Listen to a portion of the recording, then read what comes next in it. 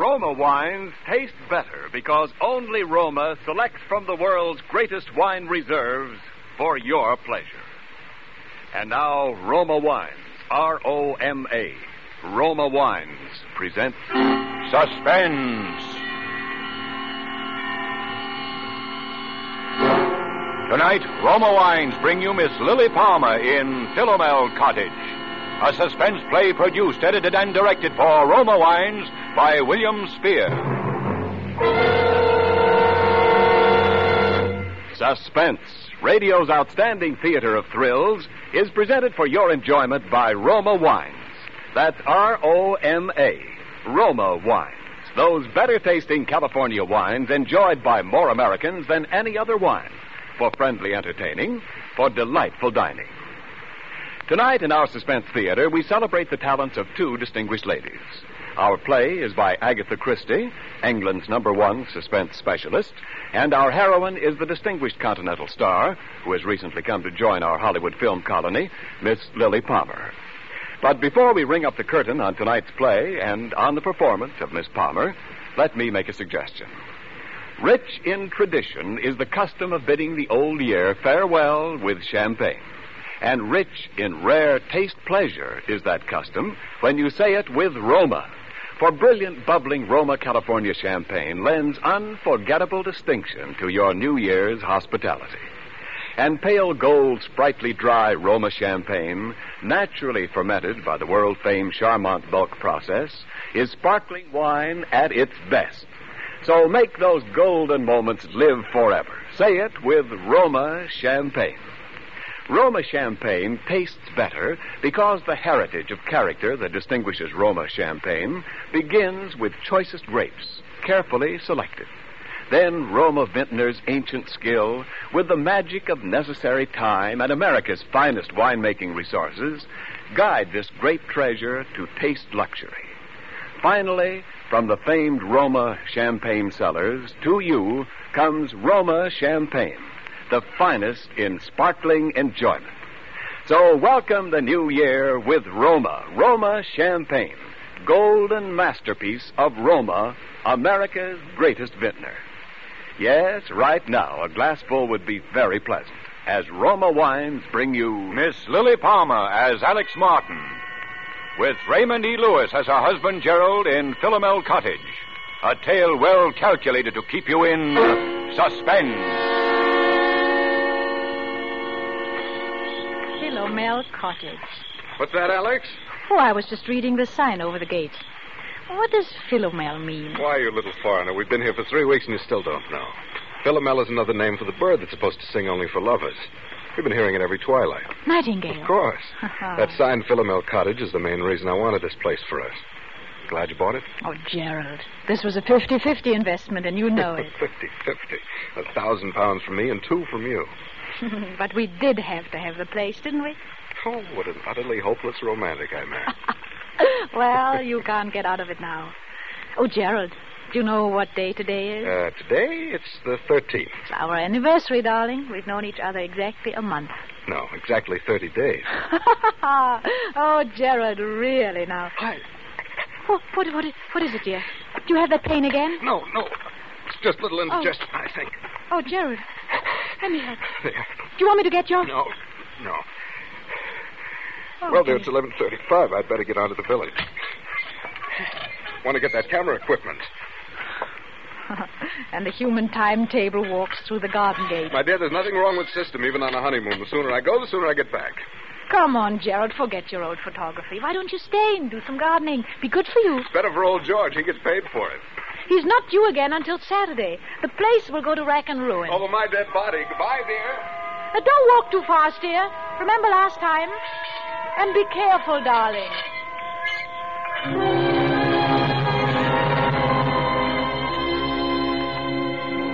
Be careful? Well, it had just slipped out. Be careful. I was swinging there on the garden gate, smiling out my happiness across a part of England that was as remote and placid as any you'd care to find. I wondered why I said such a ridiculous thing. If this were London, say, that would have... London? And slowly my smile fell away.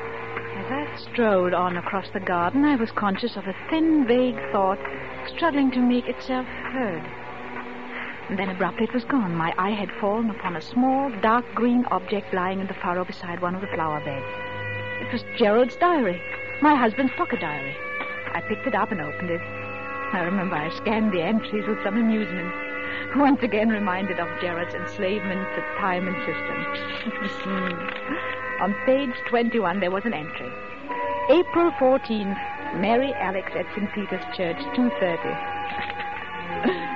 And then I looked at today's date, Wednesday, May 13th. Only one thing was written there in red pencil. It said, 6 p.m. Huh? Now, what did it mean? What was to happen at 6 p.m.? And something just... Oh, no. But this is ridiculous. What am I afraid of? Gerald is my husband. I love him. I trust him. Then I looked again at that cryptic entry. 6 p.m.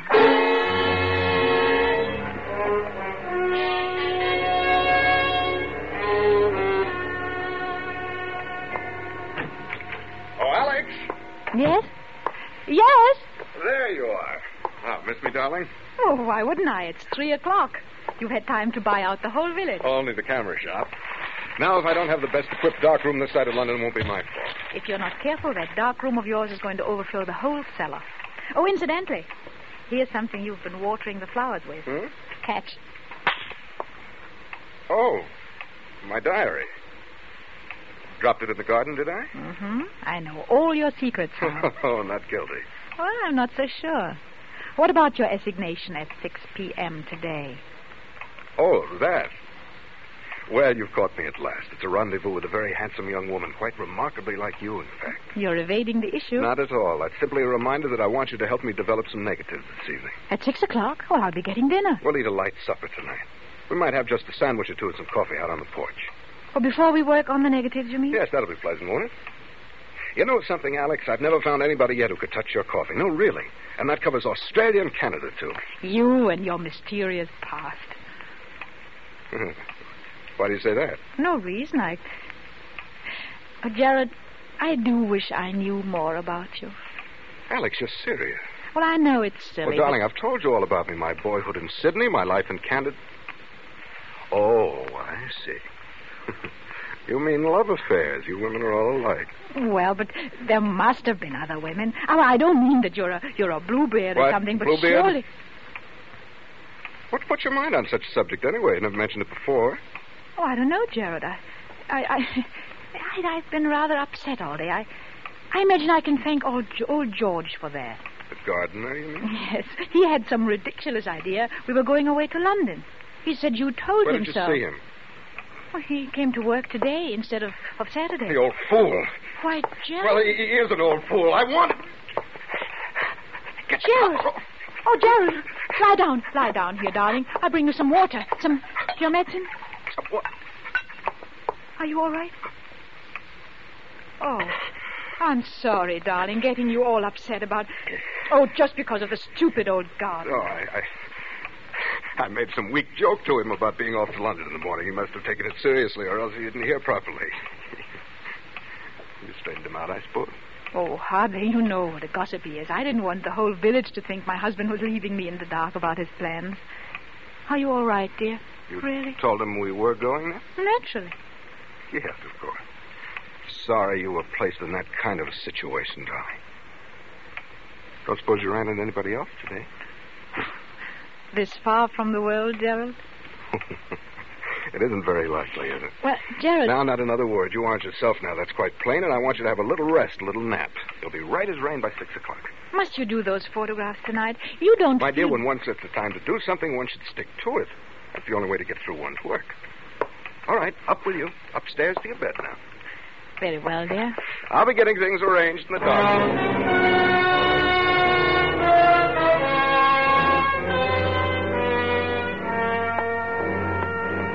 I went upstairs to my room. I told myself there was no basis whatever for my state of mind. And still the turmoil, the doubt, the odd, unaccountable sense of dread persisted and grew and grew until quite clearly I knew what I must do. Knew I must find some testimony to my husband's past, something to reassure me. And then strangely, I remembered that single locked drawer in Gerald's bureau. I tiptoed to the door at the head of the stairs, opened it, and entered my husband's room. The key. If only I could find the key to that locked drawer. But there was none in sight. The closet, and then his coat pockets, and then... there at my feet. There on the floor. I saw it.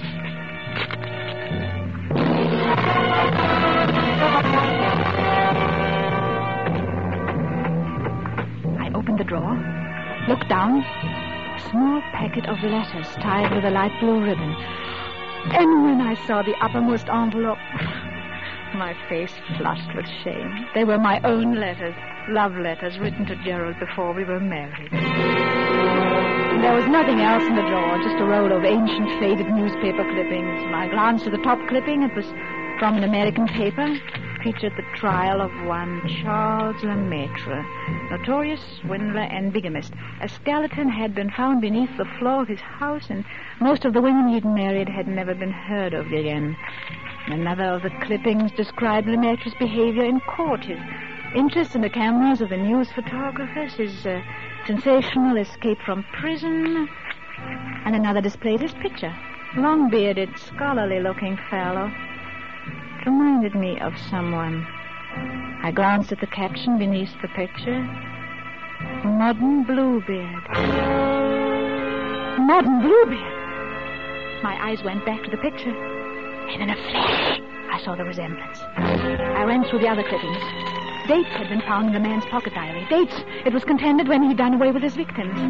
He was an amateur photographer.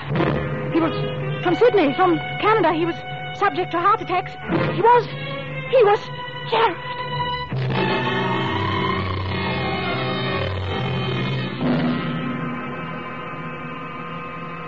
The room whirled about me.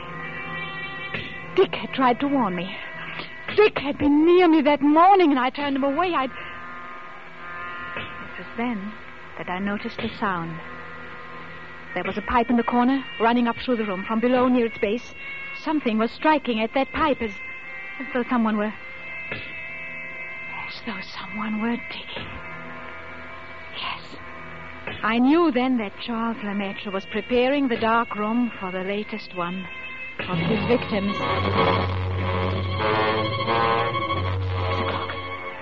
6 o'clock.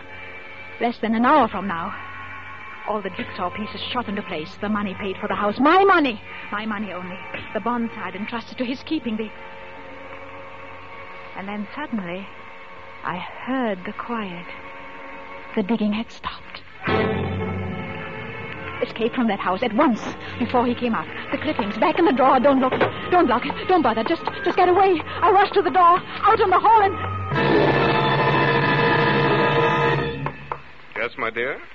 Oh, you startled me. I was just trying to find your nail file. Were you, dear? Well, that's nothing to look so guilty about now, is it? Better come on down. Getting late, you know. Gerald, Just have time to make the coffee and sandwiches before we do the pictures, that is. Well, I'll be right down, darling, as soon as... we really mustn't delay, must we? Coming, Alex? Very well. Now, that's better. Never mind, Gerald, it's... Why, Alex, how cold you are. Cold? Oh, yes. Yes, I am rather. Well, that will soon pass away, I'm sure.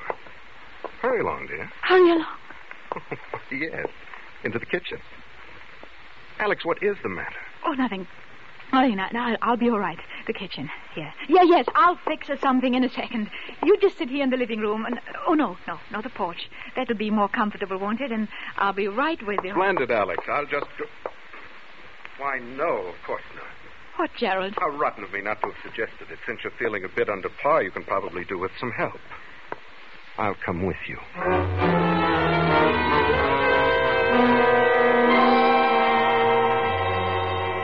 I knew then that some way, somehow, I must get word to Dick. a possibility that he might be gone by now, I just put out of my mind. No more panic. No more panic. When I carried the coffee out on the porch, I glanced at the clock on the mantel. It was 10 minutes till 6.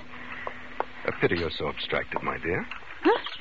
Oh, why do you say that? Because you're missing the loveliest sight you're ever likely to see again. Look out beyond the garden. The first soft shades of twilight. Twilight over Philomel Cottage. I say, Alex, you are below par. What do you mean? Well, it's the first time you've ever slipped on the coffee. You must have tossed in the entire canister. I'll be more careful after this. Oh, dear. That reminds me. Alex, where are you going? Nothing to get excited about, Gerald. I forgot to order things for tomorrow. I'm just going to phone the grocer. Grocer this time of evening? Oh, he generally stays late on Wednesdays. I'll be right back, darling. Well, don't shut the door, Alex. Oh, it keeps the insects out of the living room. Oh, you're not afraid I'm going to make love to the grocer, are you? Operator. Exchange? Operator, get me the Traveler's Arms. Please, hurry. Hello? Traveler's Arms. Hello? Mr. Windyfoot, please. Will you? I What? You don't know if he's still there? Oh, well, see, won't you? It's most important. Don't let me disturb you. Oh, darling, you do. I hate anyone listening when I telephone. But I do, Gerald, truly. You're quite sure you're really calling the grocer? Why, as a matter of fact, I'm not sure. What? What I mean is, I'm afraid I've got the wrong person. A perfect stranger. I don't understand. Someone I know nothing about. You know nothing about them. Why don't you hang up? Here, who's at the end of that wire? Let me see. Hello? Hello? Oh, it's dead. Oh. All right, my dear. Might as well get started. Oh, we're late now. Late? For the pictures? It's precisely 3 minutes after 6. Oh, why, Gerald, it won't be 6 o'clock for 8 minutes. Look at the clock there on the mantel. Oh, I don't go by that relic. I go by my own wristwatch. Gerald, listen. Stop pacing and listen to me. I don't feel up to it tonight. I'm upset and I'm tired. Alex, I promise you won't be a bit tired after it's over. No, I'm not going to wait 1 minute longer. No, I won't do it. I'm not coming Come with along, you. Alex, or I'll carry you there. No! You will, do you hear? You will. Gerald, stop! Stop! I've got something to tell you. I've got something to confess. Confess? Yes, to confess. Something I ought to have told you before. I've had my secret past, too. A former lover, I suppose. Well, in a way, but something else. You'd call it... Yes, I expect you'd call it a crime. A crime? You? I don't believe it. You'd better sit down now, Gerald. There. I told you I'd never been married before, and that was not entirely true. There was a marriage when I was 22 in Vienna. He was an elderly man with a little property. Go on. I induced him to insure his life in my favor, and at one time I was a nurse with access to a number of poisons. And there's one poison, a white powder. You know something about poisons, perhaps? No, I know very little about them. How? Well, this one is absolutely untraceable. Any doctor would give a certificate of heart failure, and that... Oh, no! No, I can't. Go on, I want to hear. Well, all right, I always made this his coffee for him, and one evening I put a pinch of this poison in his cup. I remember that evening how very much like this it was, how peaceful. He gasped a little and tried to move from his chair, but couldn't, and presently he died. How much was the insurance money? About £2,000. I speculated, though I lost it. And it was over 2 years before I married again. Hmm? And he was a much younger man. Quite well off. There was a will in my favor. He liked me to make his coffee, too, just as my first husband had done. I make very good coffee. Alex. It was the same, along about twilight. Coffee. It was the same as the other. He just sat there in his chair. The coffee. And died. Our village doctor pronounced it heart failure. My husband did have a weak heart, you see. And that helped. It helped a great deal. Alex, listen. That netted me over 4,000 pounds. I didn't speculate The with... coffee. That's why I tasted that way, you devil. You poisoned me. You poisoned me. I'll kill you. Yes, I poisoned you. And already the poison is working, you see. You can't move from your chair. You're lying. I'll kill you. I'll kill...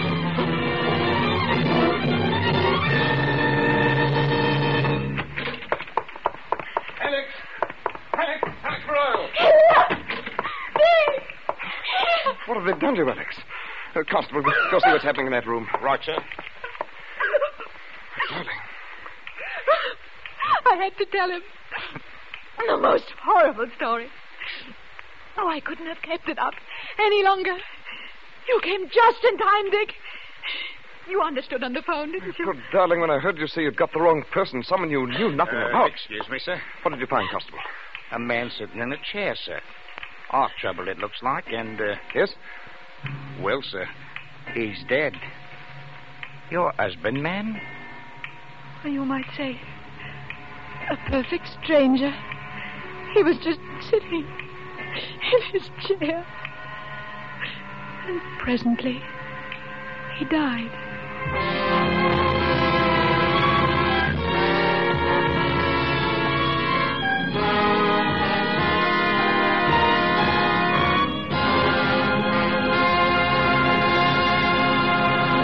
Suspense.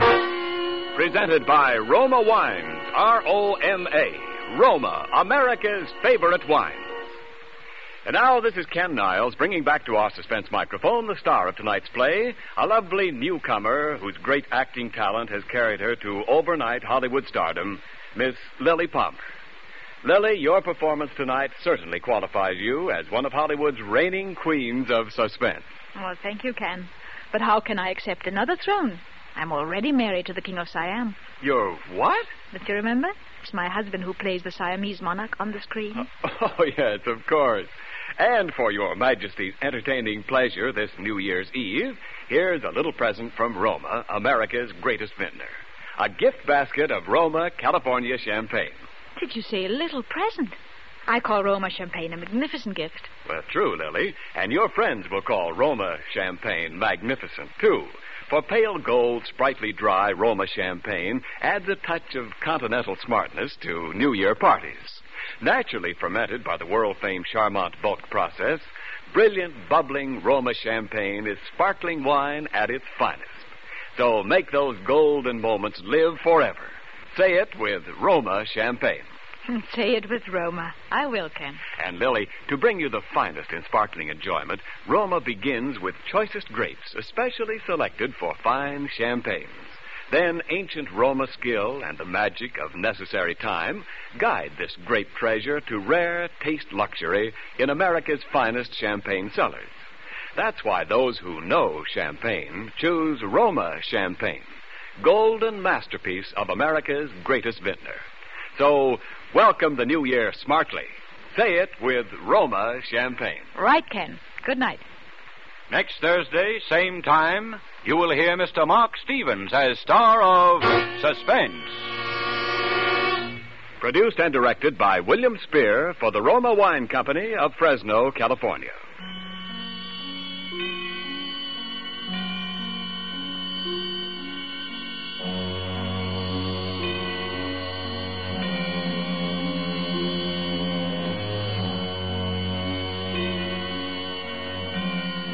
Stay tuned for the thrilling adventures of the FBI in peace and war, following immediately over most of these stations.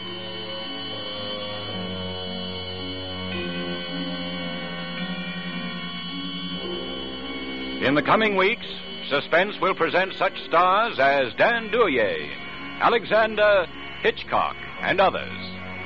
Make it a point to listen each Thursday to Suspense, radio's outstanding theater of thrills. Suspense is broadcast from coast to coast and to our men and women overseas by shortwave and through the worldwide facilities of the Armed Forces Radio Service. This is CBS, the Columbia Broadcasting System.